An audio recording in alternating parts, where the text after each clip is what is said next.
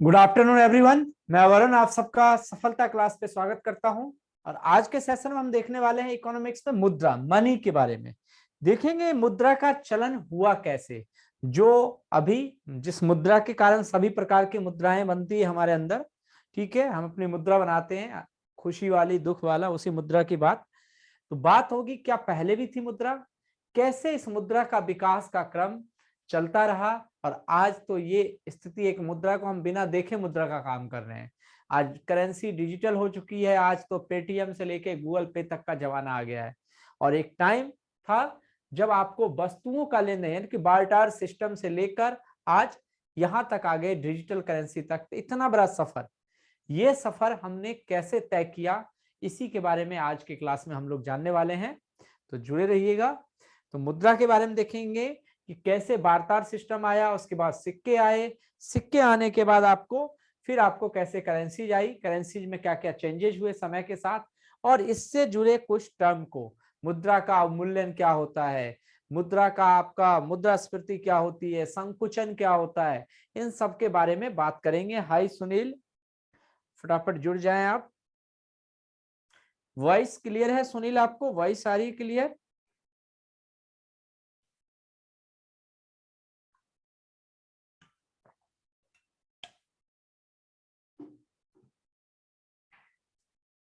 Okay Sunil.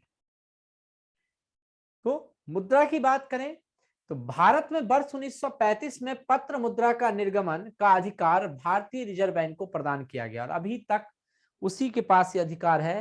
Radhe Radhe भाई Sunil and Manu, good afternoon. बहुत दिनों बाद क्लास में, बहुत दिनों से एब्सेंट थे आप, पर कोई नहीं, रिकॉर्डेड वीडियोस देखते रहिएगा, कोई भी क्वेश्चंस हो पूछते रहिएगा।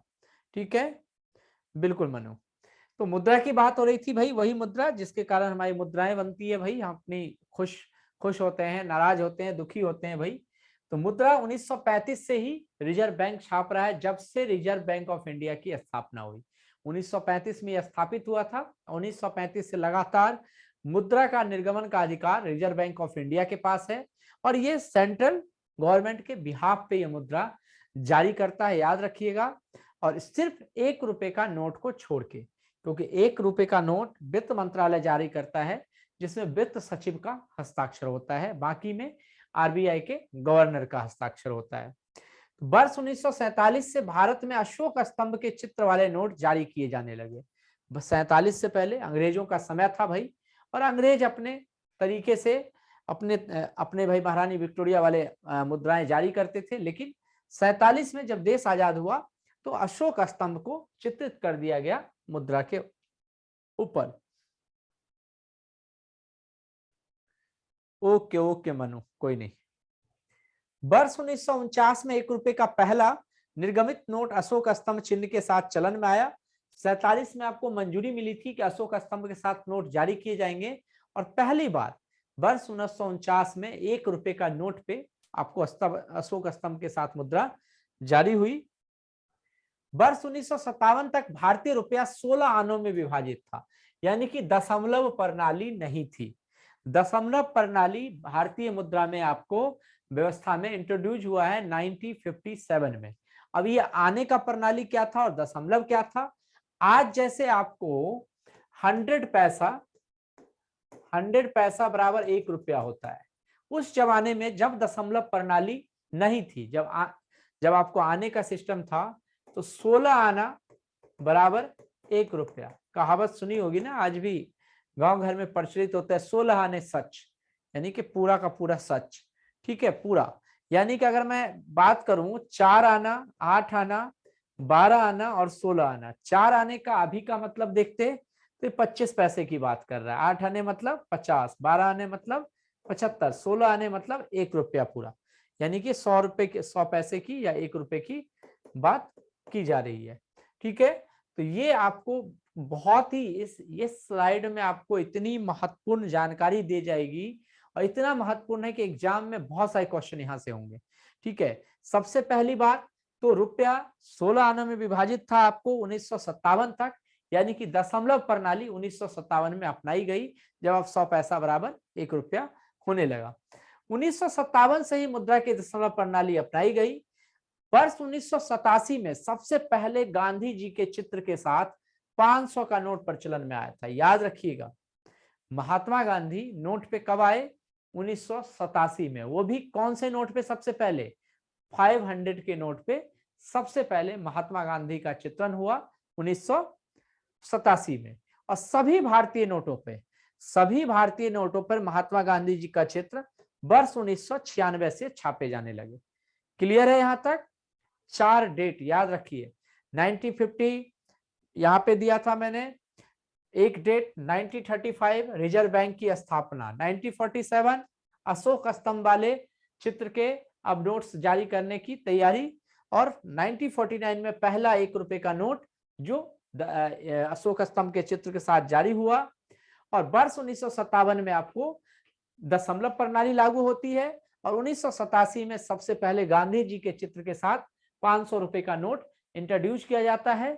और 1996 से सभी नोटों में आपको गांधी जी आ जाते हैं। तो ये इतने यहां तक क्लियर? सुनील और मनु, कोई भी क्वेश्चन हो तो पूछ सकते हैं आप यहां तक।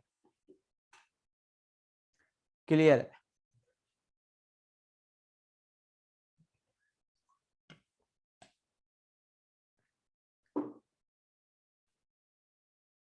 भारत में 1 रुपए का नोट वित्त मंत्रालय जारी करता है तथा 1 रुपए के नोट पे वित्त सचिव का हस्ताक्षर होता है। ये मैं आपको बता चुका हूं। और 1 रुपए से अधिक मूल्य के नोटों का निर्गम आरबीआई के द्वारा किया जाता है। कौन? Reserve bank of India.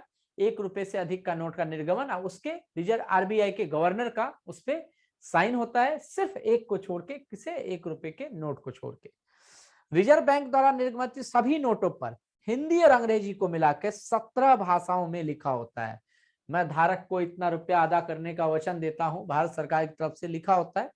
मतलब उस रुपए की वैल्यू जो लिखा होता है वो आपको टोटल 17 भाषाओं में होता है। एक तरफ 2 भाषाएं होती है, हिंदी इंग्लिश, दूसरी तरफ 15 और भाषाएं होती है। ध्यान से देखिएगा, कुल कितने लैंग्वेज है नोट पे? 17 लैंग्वेज आते हैं। ठीक है? क्लियर? भारतीय रुपए की चिन्ह की बात करें, ये भारतीय रुपए का चिन्ह ये आपको कब आया? भारतीय रुपए के चिन्ह की रचना मुंबई के उदय कुमार ने की थी। यह चिन्ह देवनागरिक के र और रोमन के आर दोनों का मिक्सचर है। और 15 जुलाई 2010 को इसे एडॉप्ट कर लिया गया। पहले डॉलर का साइन होता था, हर किसी का साइन होता, हमारा था ही नहीं कोई साइन, तो हमने रुपए का ये साइन बनाया है। ठीक है?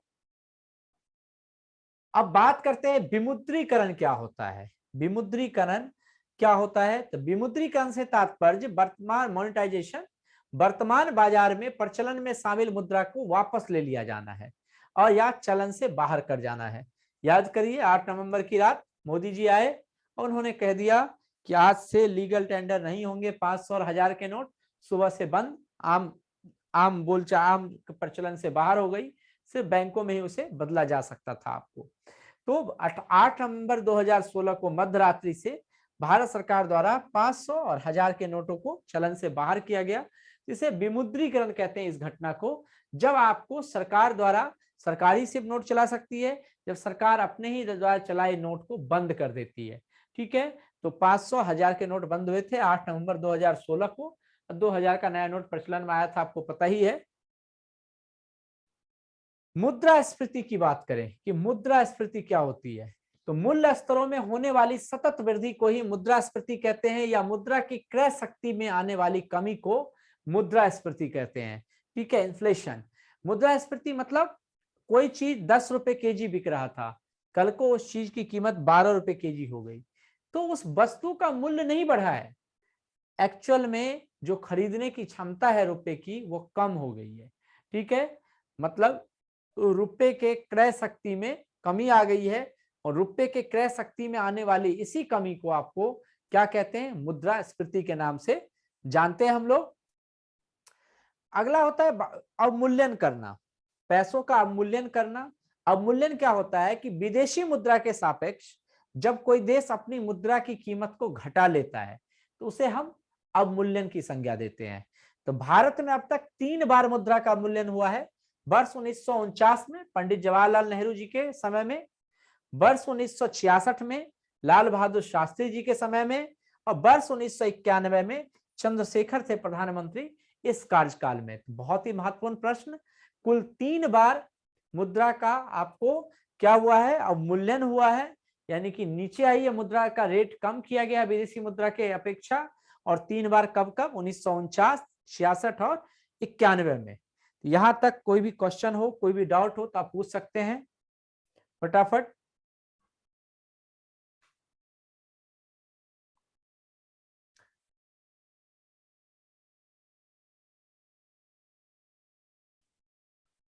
मनु एंड सुनील, इतना पढ़ाया, कुछ तो डाउट होगा आप लोगों को।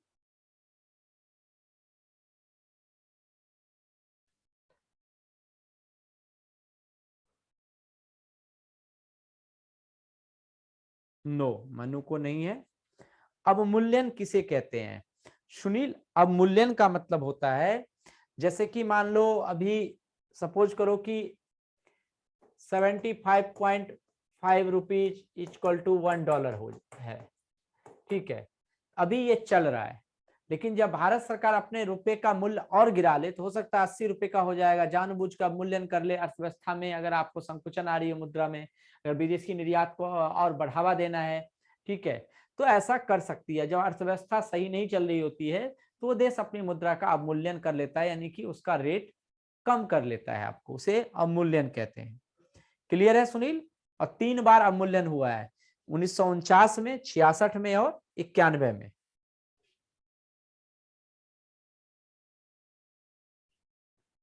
चलिए, तो मुद्रा से इतना ही पढ़ना था। एक बार्टर सिस्टम था जो सिर्फ आपको जानना है, ठीक है, आप पढ़ चुके हैं बचपन में, वहां से क्वेश्चंस नहीं आते हैं। बार्टर सिस्टम का मतलब था आपको, जो दो लोगों के बीच में जब लेन देन होता है, किसके थ्रू?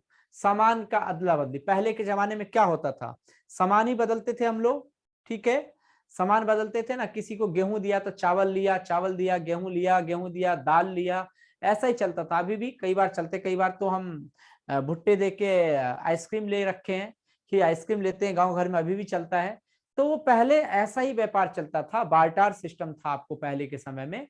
और बार्टर सिस्टम की सबसे बड़ी आपको कमी ये थी कि दोहरा संयोग का बहुत अभाव होता था। जैसे कि एक आदमी को जो चाहिए वो दूसरे को नहीं चाहिए कि नहीं चाहिए, इसका आपको बहुत जरूरी था कोइंसिडेंट का होना। जैसे मान लो आपको गेहूं चाहिए और मेरे पास बहुत सारा चावल है, मैं आपको चावल दे रहा हूं तो आप कह रहे हो मेरे पास भी चावल है, मुझे तो गेहूं चाहिए, तो फिर कैसे होगा? तो इस तरीके से नहीं हो पाता था। अच्छी चीजें भी क्या थी कि किसी भी चीज का धन का केंद्रीकरण नहीं होता था, यानी कि लोग, पैसा नहीं था तो संचय नहीं कर पाते थे बड़े पैमाने पे, जिससे कि आपको अमीर और गरीब के बीच खाई उतनी चौड़ी नहीं थी जितनी अभी है। तो कुछ अच्छी बातें भी थी, कुछ बुरी बातें भी थी। बाद में आपको मुद्रा का प्रचलन हुआ, सिक्कों का पहले प्रचलन हुआ, तो सिक्के जो थे उस सिक्के का वो मूल्य होता था। सोने के सिक्के होते थे, चांदी के सिक्के होते थे, तांबे के होते थे आपको, यानी कि अगर मान लो 2 रुपए का सिक्का हुआ तो उसमें 2 रुपए मूल्य होता था उसका। लेकिन आज के दौर में जो ये पत्र मुद्रा है, इस मुद्रा का कोई अपनी वैल्यू नहीं होती है। अगर 2000 का नोट है तो 2000 का नोट वही है, इसलिए है क्योंकि लीगल टेंडर है, हर कोई आप उससे लेके सामान खरीद सकते हो, अपनी चीजें कर सकते, लेकिन उस कागज का मूल्य 2000 नहीं है, सिर्फ उस कागज पे लिखे हुए वर्ड का मूल्य है, जो सरकार ने आपको प्रॉमिस किया है, गवर्नमेंट ने, कि ये मूल्य इतने मूल्य का मुद्रा है। तो मीडियम ऑफ एक्सचेंज अभी वो मुद्रा बन चुका है आपको। चलिए क्वेश्चंस देखते हैं। निम्न में से कौन मुद्रा का कार्य नहीं है? कौन सा काम मुद्रा नहीं करेगा आपको? मूल्य का मापन, मूल्य का हस्तांतरण, मूल्य का संचय, मूल्य का स्थिरीकरण। Which of the following is not a function of money, measurement of value, transfer of value, accommodation of value या price stabilization? क्या है आपको जो नहीं है? एक मुद्रा का काम पैसों का काम नहीं है, पैसा ये काम नहीं करता है। मनु दे रहे हैं ए, मुद्रा का काम ये नहीं है। ओके सुनील, आपका आंसर?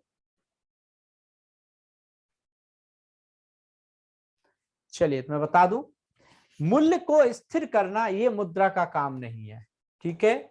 मूल्य का माप भी मुद्रा करता है, ठीक है, मूल्य का हस्तांतरण भी करता है, मूल्य का संचय भी कर सकता है, लेकिन मूल्य का स्थिरीकरण नहीं कर सकता। ये पॉलिसीज के थ्रू की जाती है। हवाला क्या है?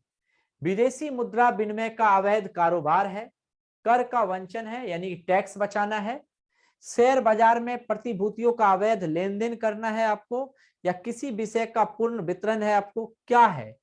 हवाला क्या है? Illegal trading of foreign exchange, tax evasion, illegal transaction of the securities in the stock market, क्या कहेंगे? हवाला क्या है आपको? तो 2 का ए आ रहा है भाई कि हवाला विदेशी मुद्रा विनिमय का अवैध कारोबार है। तो बिल्कुल हवाला विदेशी मुद्रा विनिमय का अवैध कारोबार है। दो या अधिक देशों के मध्य होने वाले व्यापार को बताने के लिए निम्नलिखित में से कौन सी शब्दावली का प्रयोग करेंगे? जब दो देशों के बीच व्यापार होता है तो उसको क्या कहते हैं हम? आंतरिक व्यापार, बाह्य व्यापार, अंतरराष्ट्रीय व्यापार या स्थानीय व्यापार? Internal trade, external trade, international trade या लोकल ट्रेड? जब दो या दो से अधिक देशों के बीच व्यापार हो रहा है।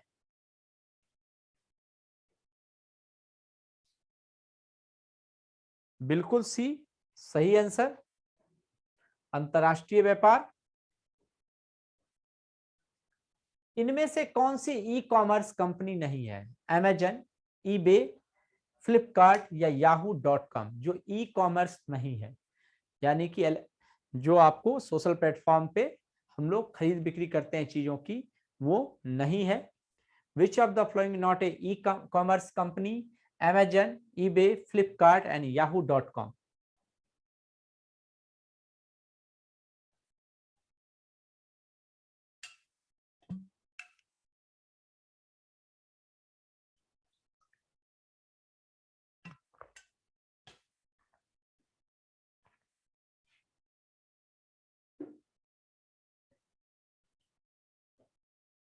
डी बिल्कुल yahoo.com नहीं होगा।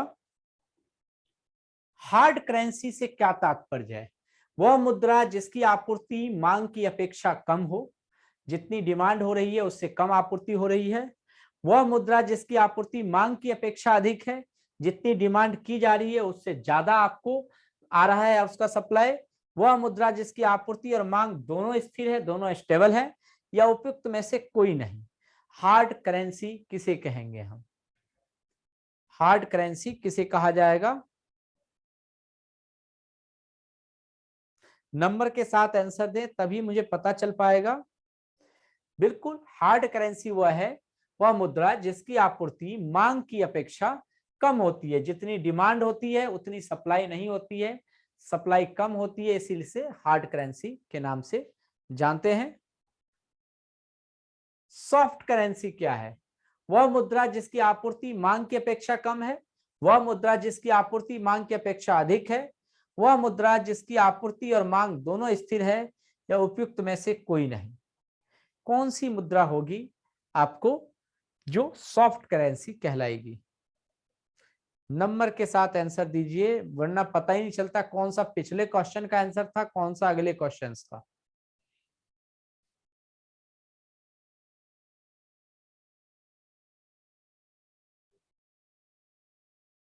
6 का ए आ रहा है। वह मुद्रा जिसकी आपूर्ति मांग की अपेक्षा कम है। ठीक है, मतलब डिमांड जो है वो आपको ज्यादा है, कम है, और आपूर्ति ज्यादा है आपको इसकी। ठीक है, वह मुद्रा जिसकी आपूर्ति, जितनी आपूर्ति की जा रही है, ठीक है, मांग की अपेक्षा वो कम है, वो तो हार्ड करेंसी था भाई, तो ये सॉफ्ट करेंसी होगा बिल्कुल। ठीक है, वह मुद्रा जिसकी आपूर्ति मांग की अपेक्षा अधिक है, जितना मांगा जा रहा है उससे अधिक आपको सप्लाई किया जा रहा है, तो 6 का बी होगा, ए नहीं। बाजार के नियम के प्रस्तुतकर्ता थे, किन्होंने बाजार का नियम दिया था? किन्होंने बाजार का नियम दिया था? The propounders of the law of market, Ricardo, जेविसे, AC पियागो एंड मॉल्थस, किन्होंने बाजार का नियम दिया था, लॉ ऑफ द मार्केट?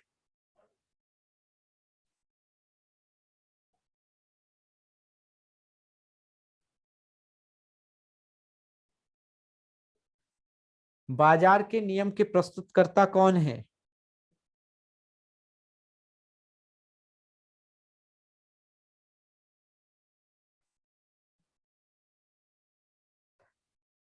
जेबी से आपको बाजार के नियम के प्रस्तुतकर्ता। मुद्रा संकुचन का क्या कारण होता है? मुद्रा की पूर्ति की तुलना में माल एवं सेवाओं की पूर्ति में कमी हो जाना, निर्यात की तुलना में आयात में कमी आ जाना, माल एवं सेवाओं की पूर्ति की तुलना में मुद्रा की पूर्ति में कमी आ जाना, या उपयुक्त में से कोई भी नहीं। किसे कह मुद्रा का संकुचन का कंडीशन क्या होगा? किस स्थिति में आपको मुद्रा का संकुचन होता है?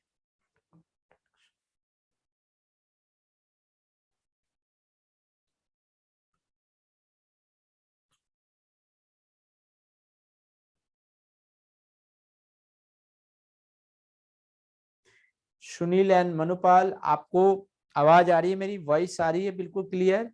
8 का बी आ रहा है, 8 का ए आ रहा है सबका, तो भाई 8 का सी होगा। माल एवं सेवाओं की पूर्ति की तुलना में मुद्रा की पूर्ति में कमी आ जाना, इसे कहते हैं मुद्रा का संकुचन होना। मुद्रास्फीति से बाजार की वस्तुएं क्या होती है? सस्ती हो जाती है, महंगी हो जाती है, बिल्कुल नहीं मिलती है, या प्रचुर मात्रा में मिलती है? क्या होता है? मुद्रास्फीति से बाजार की वस्तुओं के साथ क्या होता है? अगर मुद्रास्फीति बढ़ जाए तो क्या होगी? वस्तु सस्ती हो जाएगी, वस्तु महंगी हो जाएगी, या वस्तु बिल्कुल भी अब नहीं मिलेगी, या बहुत ज्यादा वस्तु मिलने लगेगी मार्केट में। Market commodities with inflation becomes cheaper, expensive, meet at all, comes in evidence। क्या होगा आपको? 9 का डी, बहुत ज्यादा मिलेगी, यानी कि महंगाई बढ़ गई तो वस्तु बहुत ज्यादा मिलेगी, आप ये कह रहे हो। सुनील कह रहे हैं कि महंगी हो जाती है। बिल्कुल सुनील, महंगी हो जाती है। जब भी मुद्रास्फीति बढ़ेगी तो चीजें महंगी होगी, क्योंकि मुद्रा की क्रय क्षमता, खरीदने की क्षमता कम हो जाती है। क्लियर है? मनु, गलत थे आप? मुद्रास्फीति को इनमें से किनके द्वारा रोका जा सकता है? एक मुद्रास्फीति को कैसे रोका जा सकता है? महंगाई बढ़ने से कैसे रोक सकते हैं? बचत का बजट बना के, प्रत्यक्ष कराधान में वृद्धि करके, सरकारी व्यय में कटौती करके, या इनमें से सभी? कैसे हम मुद्रास्फीति से बच सकते हैं, या इसे हम कम कर सकते हैं, रोक कर सकते हैं? तो 10 का डी आ रहा है मनुपाल, इनमें से सभी। बिल्कुल, इनमें से सभी। बचत का बजट भी बनाकर, सरकारी व्यय में कटौती भी करके, और प्रत्यक्ष कराधान में वृद्धि भी करके आपको मुद्रास्फीति को रोका जा सकता है। भारत में मुद्रास्फीति ज्ञात करने के लिए किसका प्रयोग किया जाता है? कैसे ज्ञात किया जाता है कि महंगाई बढ़ रही है, मुद्रास्फीति बढ़ रही है, घट रही है? उपभोक्ता मूल्य सूचकांक के द्वारा, उत्पादक मूल्य सूचकांक के द्वारा, थोक मूल्य सूचकांक के द्वारा, इनमें से कोई नहीं। Consumer price index, producer price index, wholesaler price index, या नन ऑफ दीज? कैसे आपको, कौन सा ऐसा पैमाना है जिसके थ्रू भारत में आपको मुद्रास्फीति को नापा जाता है?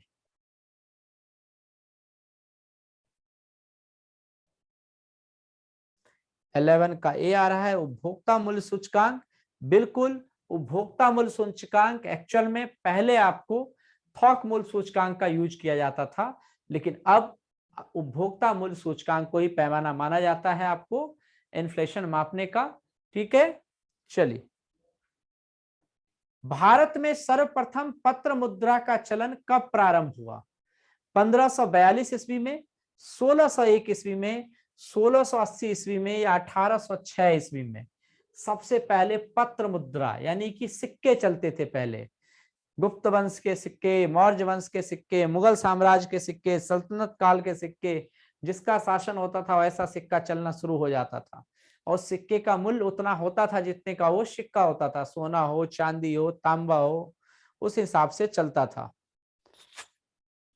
तो 12 का बी आ रहा है 1601 ईस्वी, मनुपाल का। ओके, गलत है। 1806 ईस्वी में, याद रखिएगा, 1806 ईस्वी में पहली बार पत्र मुद्रा का चलन हुआ। When was the practice of the letter currency first start in India? 1806 AD।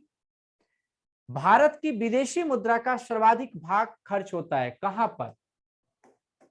Bharat की विदेशी मुद्रा फॉरेन करेंसी का एक बहुत बड़ा पार्ट, सबसे बड़ा पार्ट कहां पर आपको खर्च हो जाता है? खाद्यान्नों के आयात पर, लौह इस्पात की आयात पर, पेट्रोलियम के आयात पर, तकनीकी ज्ञान के आयात पर, किस चीज पे सबसे ज्यादा पैसा खर्च कर रहे हैं? तो सबका सी आ रहा है, मनोपाल का सी, यानी कि पेट्रोलियम पदार्थ के आयात पर बिल्कुल सही। सबसे ज्यादा फॉरेन करेंसी आपको पेट्रोलियम के आयात पे खर्च किया जाता है भारत में। क्लियर है सबका? चलिए, अवमूल्यन शब्द का अर्थ है, अभी अभी हमने देखा, इसे जाना। अवमूल्यन शब्द का क्या अर्थ है आपको? अन्य मुद्रा की तुलना में स्वदेशी मुद्रा के मूल्य को घटा देना, स्वदेशी मुद्रा के मूल्य में बढ़ोतरी कर देना, स्वदेशी मुद्रा के मूल्य में बढ़ोतरी कर देना, और उपयुक्त में से कोई नहीं। अच्छा, दोनों ऑप्शन एक ही आ गया है, कोई नहीं। 14 का ए आ रहा है, ए बिल्कुल कमी कर देना, अन्य मुद्रा की तुलना में अपनी मुद्रा की कीमत को कम कर देना ही आपको अवमूल्यन है। भारतीय रुपये का सर्वप्रथम किस वर्ष अवमूल्यन किया गया था? सबसे पहले भारतीय रुपये का अवमूल्यन कब किया गया था? 1949 में, 1966 में, 1991 में। डिवैल्यूएशन कब हुआ था भाई? 1949, 1966, 1991, 1994। भारतीय रुपये का सबसे पहले अवमूल्यन बिल्कुल सही, 49 में पहली बार, दूसरी बार 66 में, तीसरी बार 91 में।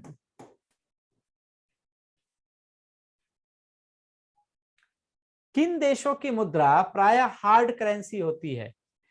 कौन से देश हैं जिनकी मुद्रा हार्ड करेंसी होती है?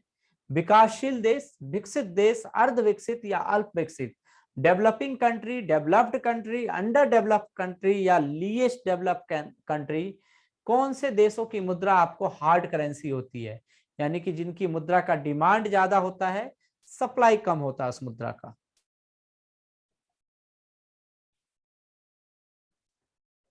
काफी आसान क्वेश्चन है ये।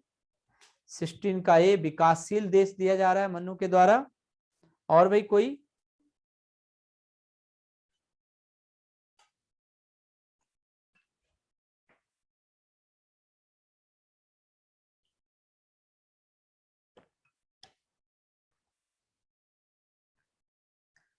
इसका सही आंसर विकसित देश, जो आपको डेवलप कंट्री है, उनके मुद्रा आपको हॉट करेंसी होती है, आपको कह सकते हो हार्ड करेंसी, जो आपको एक जगह से दूसरी जगह जल्दी ही आपको मूव हो जाते हैं, कि उसकी डिमांड जो है वो ज्यादा होती है और सप्लाई उसकी कम होती है। ऐसी विदेशी मुद्रा जिसमें शीघ्र पलायन करने की प्रवृत्ति हो, क्या कहलाएगी? यानी कि तुरंत वो चलन से तुरंत ही चला जाएगा, मतलब एक जगह से आके दूसरी जगह उसकी डिमांड इतनी हाई होती है, तुरंत चली जाती है। दुर्लभ मुद्रा, सुलभ मुद्रा, स्वर्ण मुद्रा या गर्म मुद्रा? Square currency, easy currency, gold currency and hot currency, क्या कहा जाएगा इसे? तो इसे कहा जाता है गर्म मुद्रा, यानी कि हॉट मनी, यानी कि तुरंत आपको हॉट करेंसी आते ही आपको पलायन कर जाएगा। कौन सी अर्थव्यवस्था सार्वजनिक तथा निजी दोनों क्षेत्रों का मिश्रण होती है? कौन सी इकोनॉमी है जो आपको पब्लिक सेक्टर और प्राइवेट सेक्टर दोनों का मिक्सअप होता है? पूंजीवादी, समाजवादी, मिश्रित या खुली, कैपिटलिस्ट, सोशलिस्ट, मिक्स या ओपन इकोनॉमी? कैसी इकोनॉमी में आपको पब्लिक सेक्टर और प्राइवेट सेक्टर दोनों होते हैं?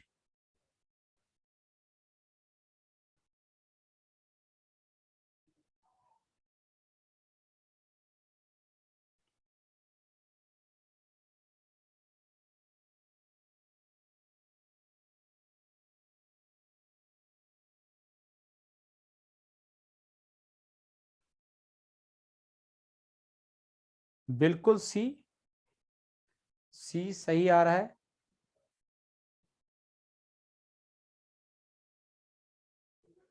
मिश्रित अर्थव्यवस्था, क्योंकि पूंजीवादी पूरी तरह से कैपिटलिस्ट होता है ये, इसमें सिर्फ प्राइवेट सेक्टर का बोलबाला, समाजवादी में पब्लिक सेक्टर का बोलबाला, जबकि मिश्रित में दोनों प्रकार के पब्लिक और प्राइवेट दोनों सेक्टर आपको लिए जाते हैं इसके अंतर्गत। किसी वस्तु की कीमत में वृद्धि मांग पर क्या प्रभाव डालती है? ये डिमांड का नियम ही है, एक तरह से लॉ ऑफ डिमांड ही है। अगर किसी वस्तु की कीमत में वृद्धि हो जाए तो उसका डिमांड पे क्या होगा? मांग में वृद्धि होगी, मांग में कमी, और परिवर्तित या इनमें से कोई नहीं। Increase in demand, decrease in demand, unchange या नन ऑफ दीज, क्या होगा? अगर किसी वस्तु की कीमत में वृद्धि मांग पर क्या प्रभाव डालेगी? What effect does increase in the price a commodity have on demand? ए आ रहा है, मांग में वृद्धि होगी, यानी कि आपके हिसाब से चीजें महंगी होती तो लोग ज्यादा खरीदते हैं। तो भाई जब चीजें महंगी होगी तो कम होगी ना, मांग में कमी होगी। आप एक साथ सारे ऑप्शन देते हो, जो भी सही लगे वो एक सही हो जाएगा। मांग के नियम की व्याख्या सर्वप्रथम किसने की थी? सबसे पहले लॉ ऑफ डिमांड को एक्सप्लेन किसने किया था? एडम स्मिथ ने, डेविड रिकॉर्डो ने, अल्फ्रेड मार्शल ने, या इनमें से कोई नहीं? मांग के नियम की व्याख्या सर्वप्रथम किसके द्वारा की गई थी?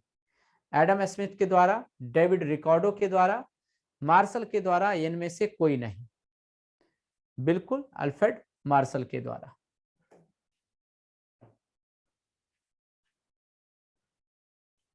तो ये थी आपकी क्लास, आपका मनी कॉन्सेप्ट और आपके क्वेश्चंस। अब आपका कोई भी क्वेश्चंस हो फटाफट पूछते जाइए हमसे, जो भी डाउट्स आ रहा हो आप पूछ सकते हैं। क्योंकि आरआरबी ग्रुप डी, जिसमें इकोनॉमिक्स का बहुत कम पार्ट, या चिंता करने की आवश्यकता नहीं, उतना डीप जाने की आवश्यकता नहीं। आपको मोटे तौर पे जो चीज पूछे जाएंगे वो मैं आपको करवाता हूँ, उसके सारे क्वेश्चन आंसर सब मैंने करवाए हैं आपको। अब आप पूछ सकते हैं जो भी आपके क्वेश्चंस हो, मनु एंड सुनील।